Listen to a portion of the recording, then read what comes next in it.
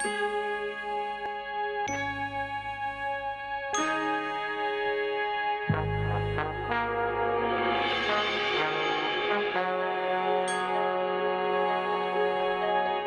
Walter Koenig actually started throwing together a script before the casting thing happened, which I feel is important for context, because it means they hadn't yet decided to axe him from the cast. In fact, they probably hadn't decided to bring on George Takei or James Doohan or Nichelle Nichols yet at this point in time, when he was writing the script for this episode and putting it together and jotting it down, yada, yada, yada. What's interesting about this is a lot of people apparently liked his script. And it was passed around, and people were like, yeah, this is good stuff. We need to get him in here. In fact, later on, they would offer Walter Koenig to come back and do more scripts for them because they were so impressed by the script. Now, this episode is not what I would call good, personally. But that's okay, because after all, apparently the rewrite cycle of this script was horrendous. Now, if you've been paying attention to my videos, going as far back as Voyager, which is when I first really started talking about this, regular rewrites and multiple drafts of scripts is very normal in television, even at this point in history. Back in TOS, this was still a thing too. Although TOS usually had closer to 2 or 3 rewrites instead of the 6 to 9 standard, which would become normal in the 80s, 90s, and aughts. So this, nevertheless, by several accounts, either had 10 to 12 rewrites. And all of them were just Roddenberry saying, no, change this, no, change this. Now, here's the deal. As both a creator and as someone who has asked people to create for him, I understand both sides of that equation. Sometimes it's just aggravating making every little dinky change that the customer asks for. I'm like, okay. And sometimes it's aggravating being like, well, it's not quite right. Can you change it just a little bit over here? I think this would work a little bit better. And you get the idea. I mean, anybody who's done any direction work at all probably knows exactly what that latter thing feels like. So I want to be understanding about this, but according to Koenig, he hated the entire experience. So when he was asked to do more scripts, he said, no, thank you. Then the casting thing happened. Then they sat down and were like, yeah, so we're not bringing you back. Now, it's worth noting that the exact timing of these events is questionable. We do know that by the time the episode was actually being worked on for the spec script, Koenig had been informed that he was not going to be part of the main cast. So it's like, okay, no problem. He'll be given the job to go ahead and voice Caniculus. He'll be that character. And he was okay with that. But apparently there wasn't even enough money in the budget to hire Koenig for one episode. I don't know how true that is, but that is the statement that is told. So instead he got axed from that, and Doohan did it like he does everything. So he didn't get to act in his own thing, didn't get to act in general, and hated the process of writing the episode. Don't blame him for not coming back, although apparently he's got some talent writing-wise. I actually don't know. I haven't read most of his stuff, so I can't speak to that. Now, why is all this relevant? Well, this episode sucks. But why does it suck? Does it suck because Walter Koenig is not that good of a writer? Does it suck because of the rewrites? Or is there some kind of both angle going on here? Let's go through it. So, plant people. Cool. Plant bats. Less cool. Can I just go ahead and say that I hate the screeching sound? I believe this is the 3rd time now I've complained about a regular and repeated sound effect on this series, which is irritating to listen to and causes me actual discomfort to be repeated. Because it's not just that it's blah, it's not just that it's the crying baby from Yoshi's Island. It's the fact that they just hit the note over and over and over again until by about the halfway point of the episode, I'm like, can you please shut the bats up? Please. Now imagine that about 50 more times and you get the idea. But it's okay. It's okay. They help Sulu, which makes sense, given their whole philosophy of peace and all that. They don't actually want to kill anyone, after all. In fact, the only person they want to kill is Spock, and even that makes absolutely no sense and is never explained. The mold must be broken, even though there's no reason to do so. Makes me wonder if he would ritualistically kill his previous selves every time he cloned himself. Now, there's something I want to pause to talk about here.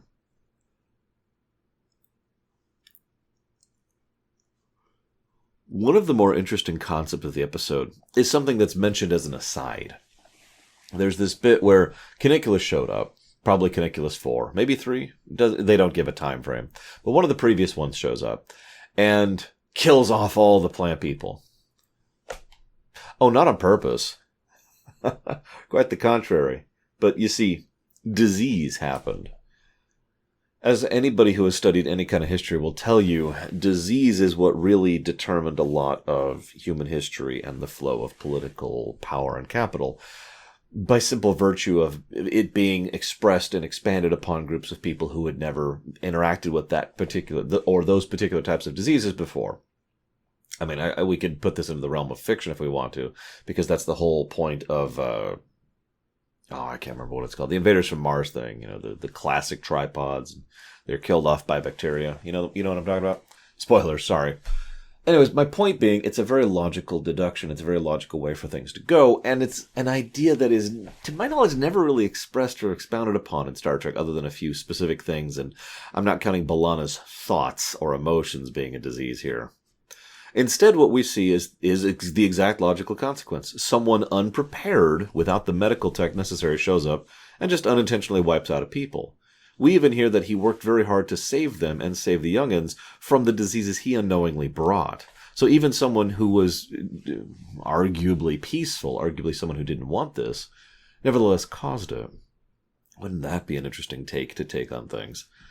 Granted, we have to take a lot of liberties when it comes to Trek or science fiction in general, but disease is one of those things that really probably should completely alter the galactic stage. And it doesn't.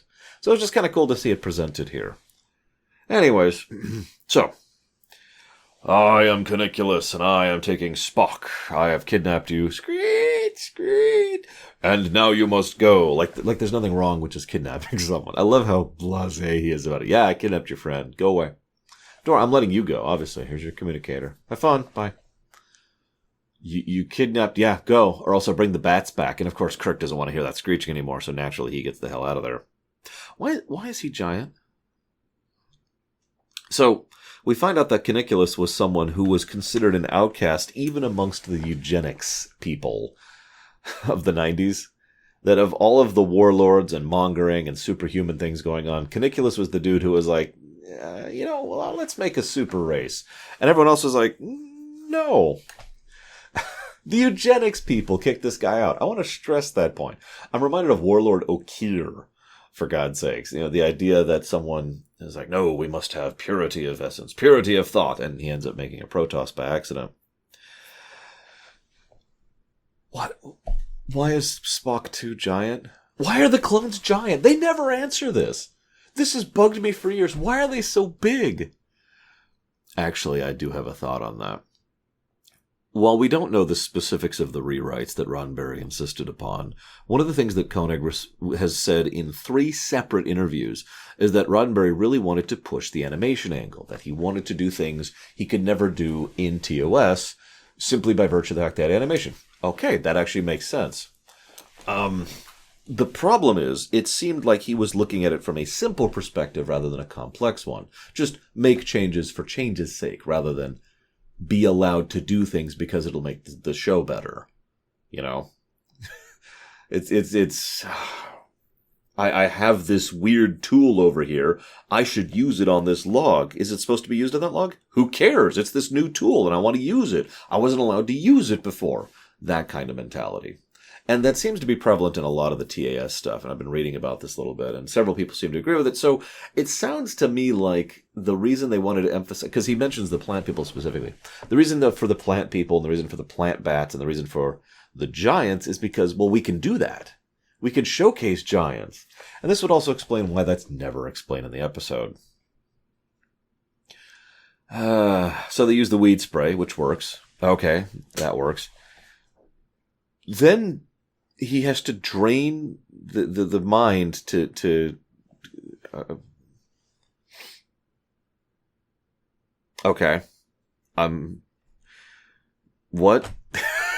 He drains the person's mind into the device in order to make the clone. All right. I suppose there's a degree of logic that, he can't duplicate the mind, so he has to literally copy the mind. Wait a second. You see why I just kind of scratch my head at this point? Then there's the fact that they drained the ship's power to send a signal through the super dense material, just so they could get across the extremely important exposition that this guy was trying to create a master race of peacekeepers, which he could have exposited upon himself. So good way to keep the ship involved there, and nearly kill the ship, draining all the ship's power, sending out a super focused beam. I'm not even going to comment on that. If you sent a communication beam out like that, that would actually be a weapon at that point. Like, is there scarring on the temple? I don't know. Whatever. So, the peacekeepers idea. We need to have communities of peacekeepers. Okay, you know what? That actually makes a degree of sense. I've read Green Lantern. The catch here is, maybe this is why they need to be giant. Only a giant could maintain peace. Peace through power. Peace through... Sorry, wrong character. The point, though, is, what? I'm actually a little bit confused on this one. Although, this is when I have to talk about the bones of this episode and how there is the bones of a good story here. Oh, did you catch he mentions the Kazinti? Did you notice that little reference there? They'll actually be showing up later. And, I can't think of what the setting is called, but it's actually a reference to another person's fictional setting. We'll talk about that in a minute. But they mentioned that alongside the Klingons and the Romulans, so that's kind of neat. Moving on.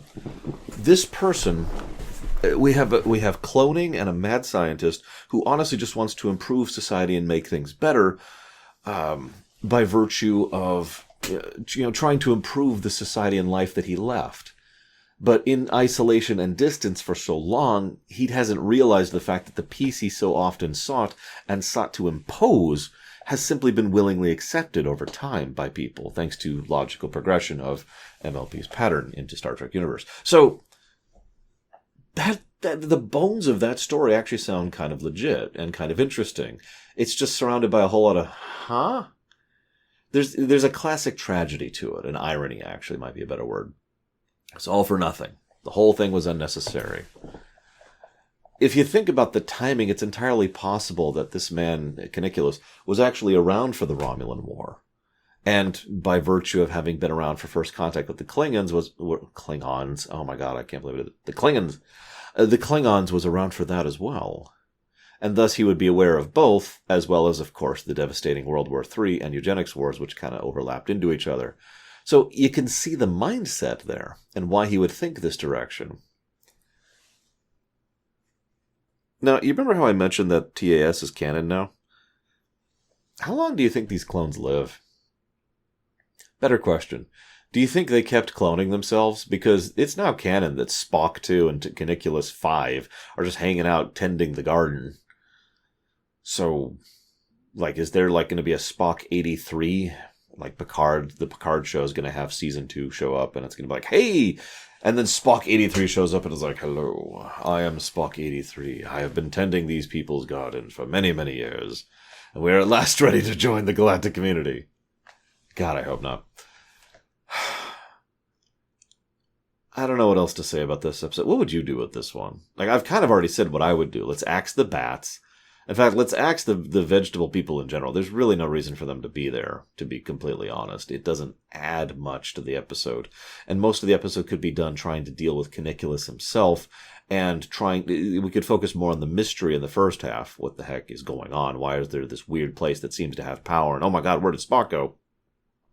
And then the second half could be more focused on I guess the threat of Caniculus himself, as he's like, no, I'm so close. And maybe he's so driven at this point that he's frankly lost it, for lack of a better way to put it, especially if he's been here in isolation. And so now that he has finally found someone, he even lists out why Spock is the perfect specimen, the perfect peacekeeper. And actually, Spock's a pretty good pick for that, so I'm with that. So he looks at the idea of Spock and says, this is it. And you know what that feels like, don't you? When you're inches from it, something you've worked for a long time, for years in some cases, and you're right there, and it's just, finally, freaking finally, I'm going to finish this. No, you can't. No, listen, just give me 5 more minutes, please. Why are you trying to stop me? And you can see how the story could progress from that perspective. And it would also add to the tragic irony I mentioned earlier, because he's not actually antagonistic.